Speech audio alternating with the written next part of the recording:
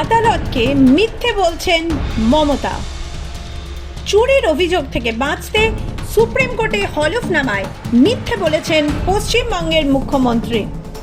উল্টে ইডির তল্লাশির সময় জোর করে ঢুকে পড়ে নথিপত্র ছিনতাই করে নিয়ে গিয়েছেন মমতা, যা কার্যত আইনের শাসনকে অমান্য করার শামিল।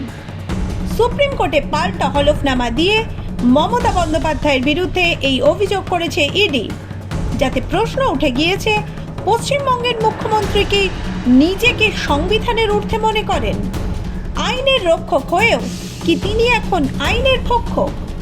আইপ্যাক অফিসে ইডির তল্লাশি চলাকালীন গায়ের জোরে মমতা বন্দ্যোপাধ্যায়ের প্রবেশ এবং গুরুত্বপূর্ণ তথ্য প্রমাণ এক প্রকার ছিনতাই করে নিয়ে যাওয়ার যে অভিযোগ ইডি আদালতে করেছে, তা শুনে স্তম্ভিত গোটা দেশ। এনফোর্সমেন্ট ডিরেক্টরেট সরাসরি হলফনামা দিয়ে জানিয়েছে খোদ মুখ্যমন্ত্রী তল্লাশি চলাকালীন ঢুকে পড়ে নথিপত্র এবং ডিজিটাল ডিভাইস নিয়ে চম্পট দিয়েছেন। প্রশ্ন উঠছে, কি এমন ছিল সেই নথিতে যা বাঁচাতে মুখ্যমন্ত্রীকে নিজে ময়দানে নামতে হলো? ইডি আদালতে স্পষ্ট বলেছে, আইপ্যাক অফিসে তল্লাশি চলাকালীন মমতা বন্দ্যোপাধ্যায় যখন সেখানে ঢোকেন তখন পুলিশ তাকে বাধা দেওয়ার বদলে উল্টে সাহায্য করেছিল।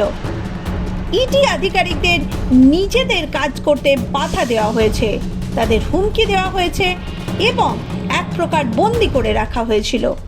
তদন্তকারী সংস্থাটির দাবি, যাকে মুখ্যমন্ত্রী দলীয় নথি বলছেন তা আসলে কয়লা পাচার বা অন্য কোনো দুর্নীতির বড় প্রমাণ হতে পারে।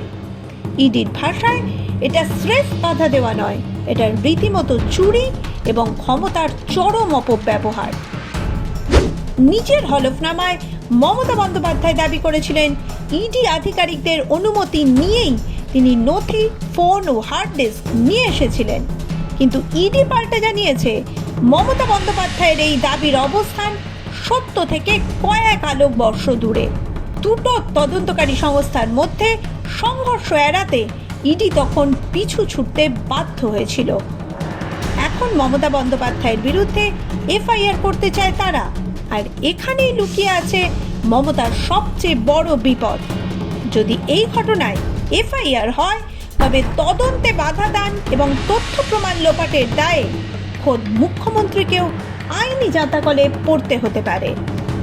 দুর্নীতি যখন ঘরের দরজায় কড়া নাড়ে, তখনই কি মাননীয়া এতটা মরিয়া হয়ে ওঠেন? সাধারণ মানুষের মৌলিক অধিকার হরণ করে নিজের অফিসারদের দিয়ে ইডিকে ভয় দেখিয়ে কি শেষ রক্ষা হবে? ইডি সাফ জানিয়েছে, এই লড়াই কোনো কেন্দ্র রাজ্য বিবাদ নয়, এটা অপরাধীকে ধরার লড়াই। কয়লা পাচারের টাকা কোথায় গিয়েছে তা কি ওই ল্যাপটপ বা ফাইলগুলোতেই ছিল? সেই ভয়েই কি সাত সকালে প্রতীক জৈনের বাসভবন ও আইপ্যাক অফিসে হানা দিয়েছিলেন পিসি? আইনের হাত থেকে বাঁচতে পালানোর পথ কিন্তু এবার শুরু হয়ে আসছে। মমতা বন্দ্যোপাধ্যায়ের সামনে এখন বড় বিপদ।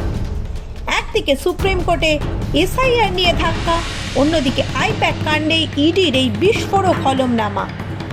বাংলার মানুষ কি এই পাহারাদারের এমন রূপ মেনে নেবে?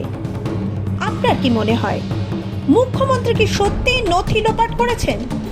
কমেন্টে আপনার মতামত জানান।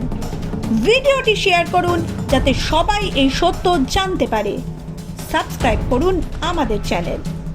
মাধ্যম ব্যুরো রিপোর্ট।